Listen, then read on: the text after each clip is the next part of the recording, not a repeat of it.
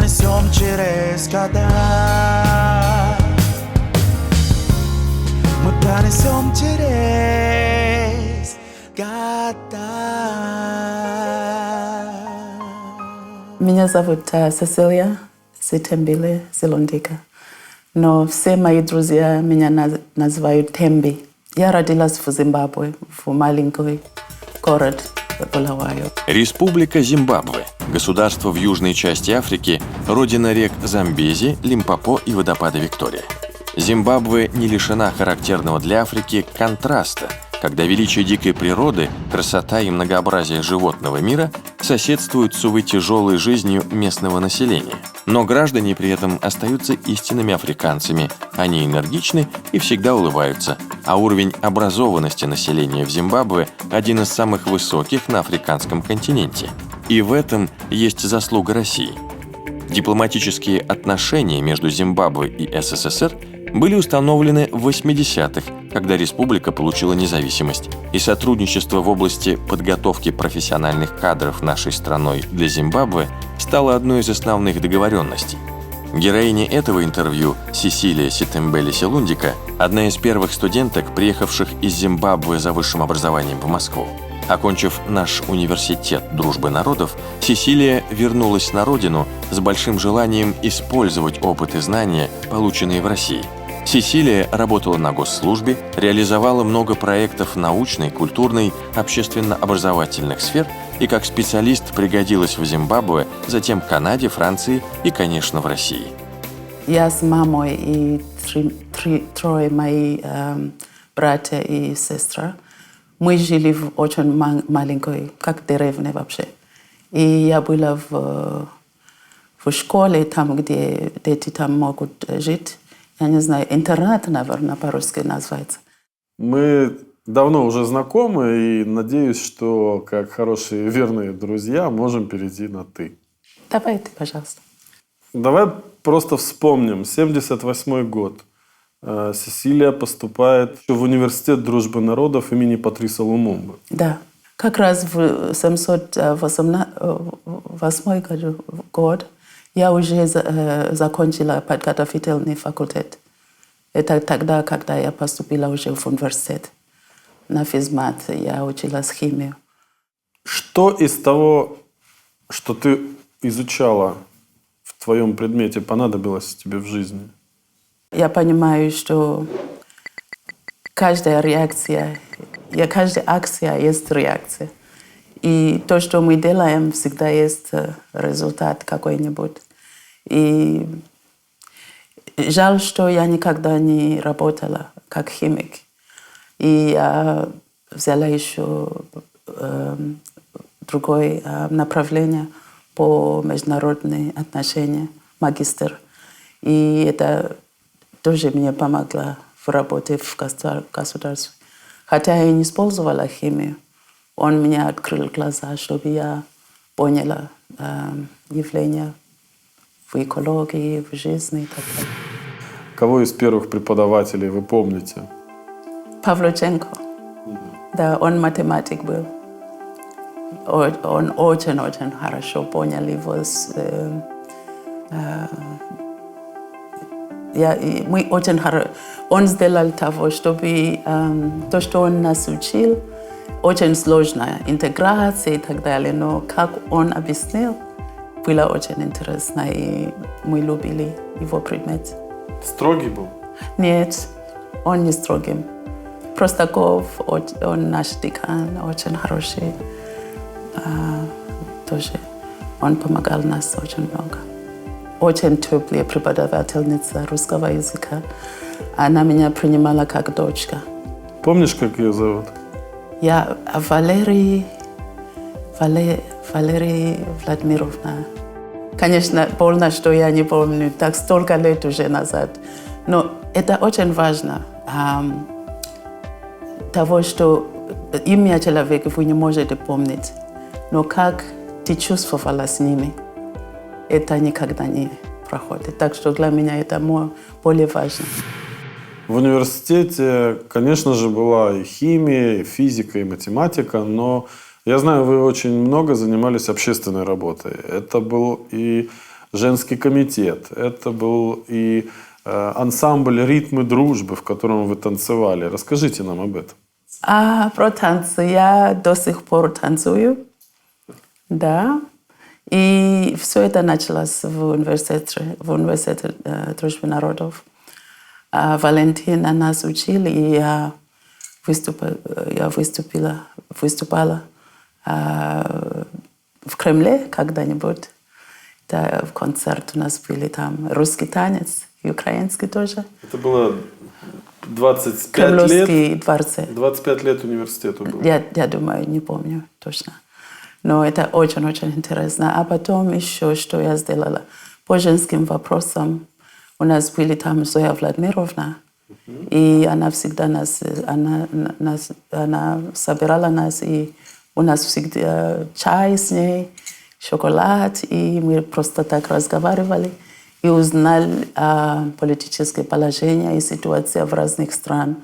Женщины там рассказали, как в Ираке, как в Индии, как в их странах.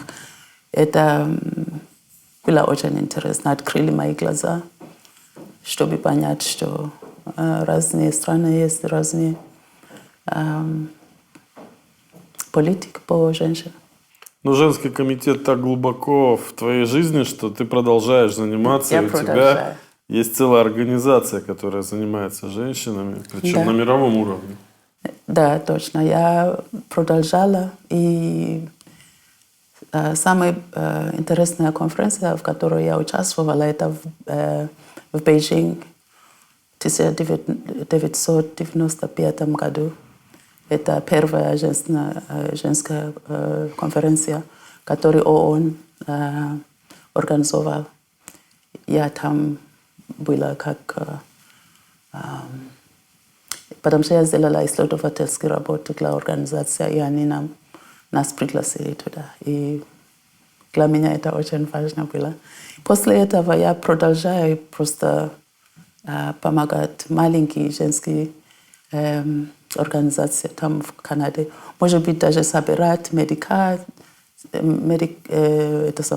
медицинскую помощь. В Сьерра-Леоне мы послаем одежды там и научим им, как бизнес организовать и так далее. И в настоящее время? Я вошла в комитет по, значит, как называется, Women's Economic Forum. Это глобальный форум, который возглавлен женщиной из Индии. Ее зовут Хабин Арора. Она живет в Индии. Где-то уже, наверное, 500 тысяч женщин во всем мире участвуют. Они учат женщин, как они могут тоже участвовать в экономии и в бизнесе и так далее. Так что у меня должность в Оттаве, значит, наш район, чтобы как организовать встречи и так далее для женщин. Скажите, пожалуйста, а трудно руководить женским коллективом? Не трудно, потому что я тоже женщина. Если мужчина, может быть, было бы трудно. А была возможность поехать учиться куда-то в другую страну, не в Россию? Была возможность. Мой отец выбрал Россию именно для меня. Почему? Он мне сказал, что в других странах ты будешь учиться книги, узнать очень много вещей социальных, но в России ты будешь изучать о жизни. Он так думал. Кем был папа? Мой отец боролся за независимость моей страны, Зимбабве. Тогда у нас была колониальная поддержка. Английский Иэн Смит, он был наш премьер-министр. У нас еще тогда было очень трудное положение, потому что черные люди не смогли войти в университет. Те, которые хотели учебу, они должны были из страны уехать. И тогда, когда мне 15 лет, мой отец уже жил в другой стране, в Зимбабве. И он организовал, чтобы у меня было стипендию для Валентина Терешковка.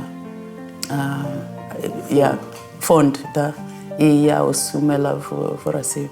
Мой отец после войны, он, значит, был министром телекоммуникации и в Зимбабве тогда.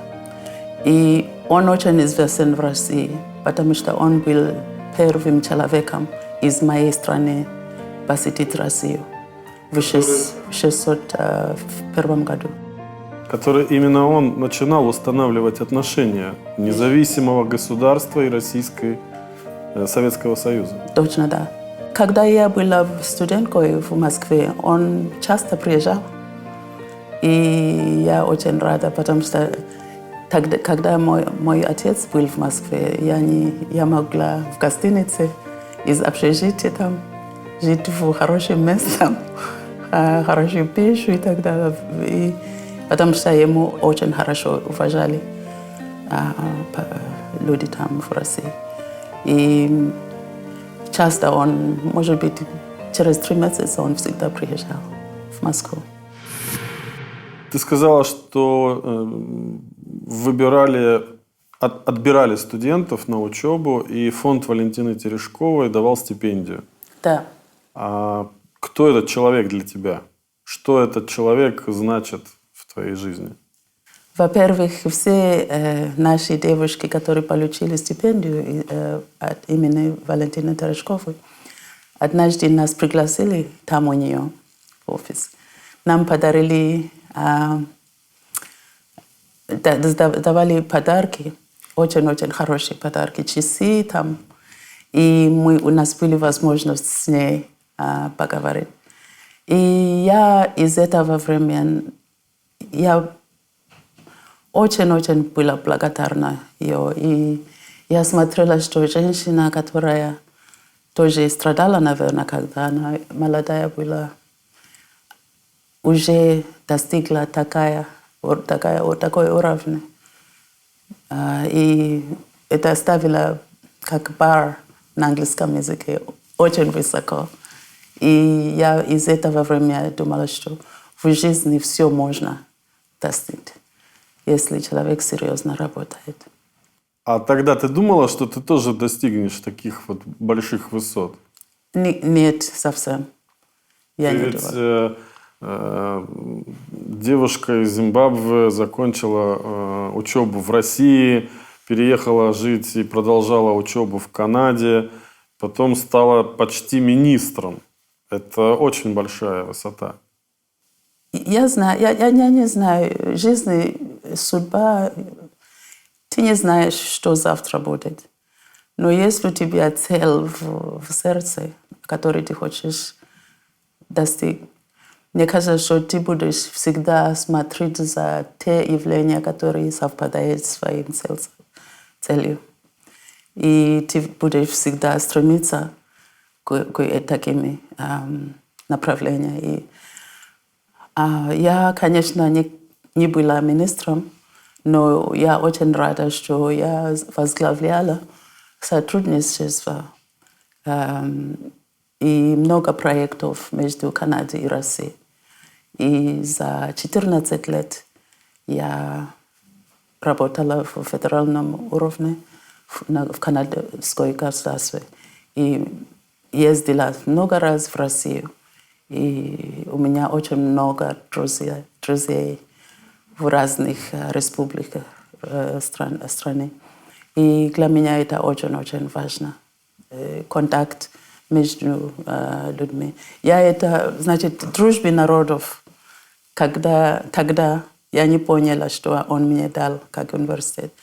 Но потом я поняла, что подготовила меня, чтобы понять, что на Земле очень-очень много национальностей. Но когда дружба есть, это можно достичь понимания между разными культурами. То есть то, что отец хотел сказать, когда направлял тебя на учебу, ты поняла только потом уже, когда... Я поняла только потом. Ты училась и в России, и в Канаде. И в Канаде В тоже. чем разница? Разница, когда я приехала в Канаду.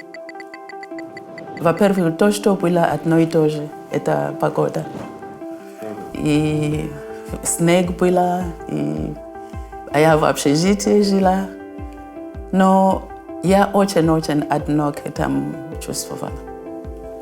Почему? И просто не было организаций, которые принимали нас и помогли нас, иностранцев и так далее. У каждого должно было смотреть за себя.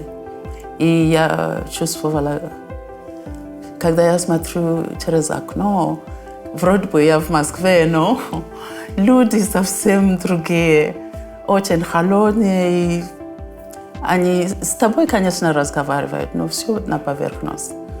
Я это не принимала хорошо. Но через несколько месяцев я поняла, что, наверное, жизнь такая, я должна тоже быть таким. Система образования России и Канады. Вот если сравнивать, в чем разница, где есть какие преимущества? Система образования России очень-очень намного, я могу говорить, сильнее, чем западная. Я могу объяснить, почему. И я уже обсудила этот вопрос с моими коллегами, которые тоже в России учились. Из Зимбабве у нас Денис Хиква, он был медиком. Он сейчас в Англии работает как медик, он врач.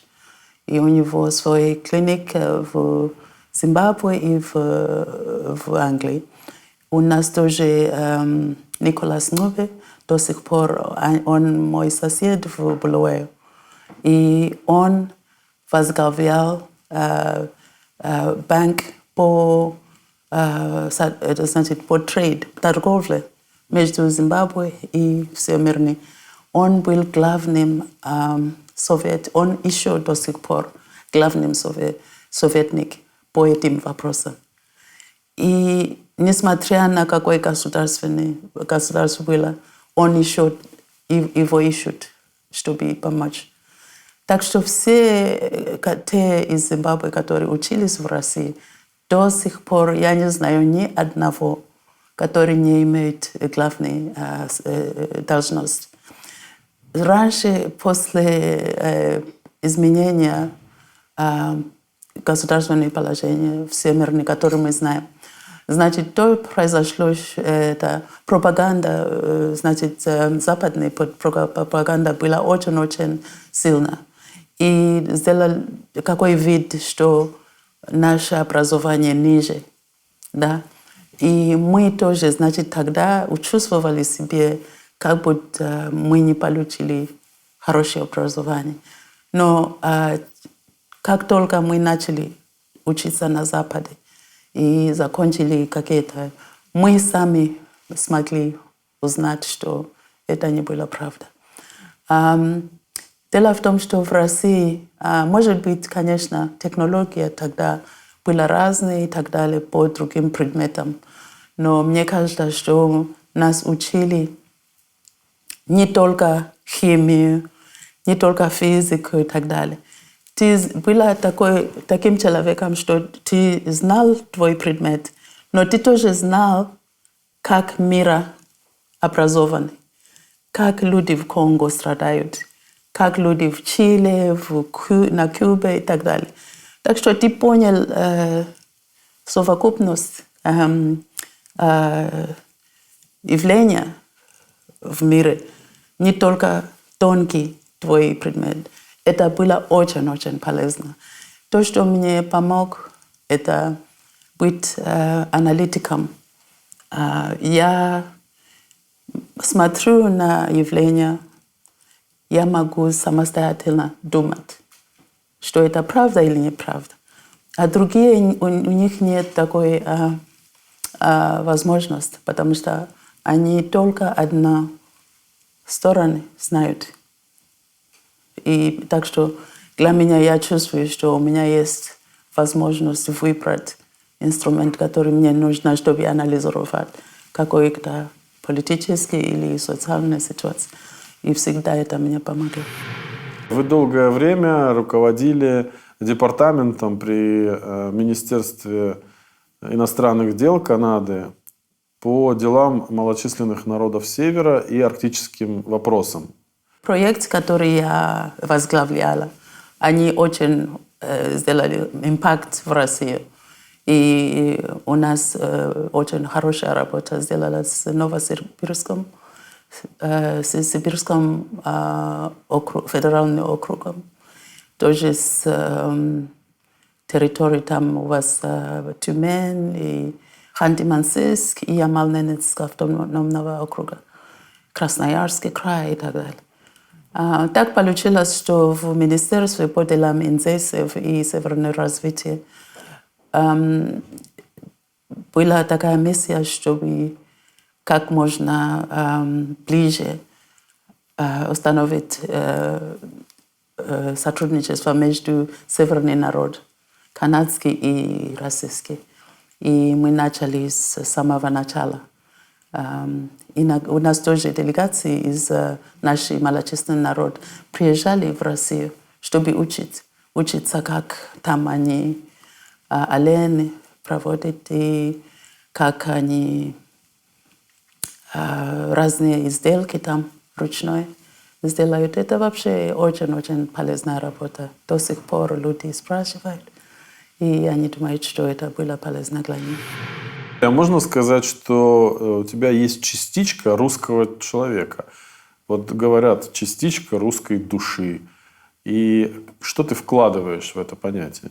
Для меня, я думаю, что Россия – это часть моего судьбы и жизни. И я никогда не могу отделиться от России, потому что даже в Канаде мои самые хорошие друзья, они из России.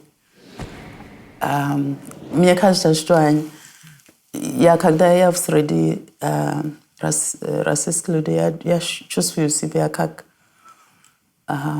принято и легко. И я не знаю, как это я могу объяснить, но я была еще очень молодая, когда я впервые туда ездила. И уже сколько лет, значит, 7 плюс 14 работа. Значит, уже 21 год связана с Россией. Да? У меня друзья до сих пор в России, которые очень хотят, чтобы я приезжала. В 2017 году вас удостоили премии «Знаменитые женщины, создающие лучший мир». Да. За что эта премия дается? Дается к женщинам, которые много работают, которые дают в общественную работу для других женщин. И, значит, я самостоятельно не могу просто получить. Другая женщина должна для меня номинация. А кто из женщин тебя вдохновляет? Кто является твоим кумиром? Во-первых, моя мама. Да. Почему? Потому что моя мама за 20 лет ее муж не был в стране. У нее 4 детей, и она должна была за нас смотреть. И это было нелегко, потому что всегда милиция, режим, в котором мы жили. Иногда даже она в тюрьме была несколько раз, потому что они всегда считали, что она знает секрет через моего отца, под который он уже не в стране был. Так что это было трудно, и она очень мало заработала. И наши одежды мы получили как из других людей.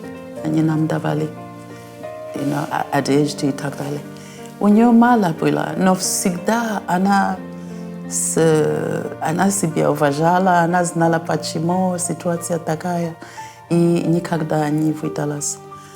И для меня и всегда у нее, значит, образование не было очень высокое, но образование жизни у нее было. И она поняла, как надо вести себя в коллективе и как всегда надо работать, дать всю свою силу в работе. И всегда я помню ее голос в моей жизни. Но, конечно, я всегда искала, может быть, женщины, как моя мама, да? И я их всегда нашла в обществе. В России, конечно, Валентина Терешкова, для меня она была одна из тех женщин. Конечно, она добилась успеха, который даже никто еще, я никого не знаю, которая как она была. Но я очень много женщин уже встретилась в жизни, которые похожи на эти женщины-герои для меня. Твое личное мнение, какова миссия женщины на Земле? Миссия женщины в жизни, по моему мнению, это всегда быть тем человеком, который дает любовь. Потому что через нас придет все дети. Это мы на 9 месяцев у нас такая должность. И я думаю, что женщины должны смотреть на такую должность с уважением. И всегда никогда не думать, что они ниже в уровне мужчин и так далее. Когда они такое уважение имеют к себе, тогда никто из общества может им сказать, что вы должны повышать ваше это самое уровень. Они сами знают уже, они должны знать вот эту миссию. Так что мне кажется, что это где начинается самоуважение для женщин. Сесилия, расскажи, пожалуйста, про своих детей. У меня 3 детей. Первая девушка, она работает в федеральной государстве тоже. Она в провинциальной. Она в Торонто живет. Ее зовут Сику. И вторая в Альберте. У нее мальчик 1 год. И моя последняя дочка, ей 20 лет. Танди, она со мной еще живет. Она мне помогает. Учишь их русскому языку? Они хотят в Россию приезжать, смотреть, но русский язык они еще не учили. Но я знаю, что она делала, как называется? Татуировка? Да, на русском языке. Не знаю, откуда все это, но да, они чувствуют, наверное. Сесилия, в 2014 году вы приезжали в университет и встречались с ректором, уже занимая большую должность. Эта встреча для меня вообще это было очень важно. Как меня приняли в университете. Я очень хотела помочь университету. Я еще помню, что я обещала. Я еще помню все это. Но, к сожалению, когда в конце года были такие явления, которые прекратили все наши сотрудничества, потому что я еще в государственной работала. Так что я жалела того, что все остановилось тогда. Но для меня самое главное, если ты доверяешь людям, с которыми ты работаешь, у тебя есть какая-то связь, которая ничего в мире может их разрушить. Я очень рада, что мои друзья никогда меня не бросили. И И я тоже всегда их помню. Так что из УДН всегда, дружбе народов. Такой глубокой дружба. Это не просто, как я говорю, на поверхность. Это то, что есть foundation или для развития человечества. Как раз на этой встрече с ректором обсуждались планы на будущее. А как вы видите развитие этих отношений и какие программы между университетом и, возможно, Карлтон университетом вы планируете в будущем? Мне кажется, что для будущего наши дети, у них возможность, которые у нас никогда не были, не имели. Так что и они свободные дети. Они могут путешествовать, и они доверяют друг другу по электронной почте и так далее. Они как-то понимают друг друга. И мне кажется, что мы должны использовать вот эти платформы, чтобы наши дети в России и везде в мире всегда нашли, где точка, где они понимают друг друга. Они хотят развивать что-нибудь. Мы должны им помочь всегда. Мне кажется, что потому что они очень скоро будут лидерами. И мы должны быть уже как-то давать им возможность быть таким. Мне кажется, что Россия не должна стесняться. Они тоже должны быть в мире и рассказать по УДН. Рассказать, какие хорошие результаты там получается, какая жизнь студентов и так далее. Везде, чтобы люди поняли, что мы гордимся этим университетом. И тоже, чтобы были какие возможности для молодежи из других стран. Не просто быть в УДН на целый год, хотя бы на лето, 3 месяца, что-то заниматься, чем-то заниматься и обратно. Просто чтобы познакомились с разными слоями образования. Ваше напутствие тем, кто выберет российское образование и поедет на учебу в этом году? У меня всегда есть один совет ко всем, даже включаю мои детей. Того, что человек должен знать себя и уважать себя. И когда уважаешь себя, все будут тебя уважать. И цельность спросить себе, почему я здесь.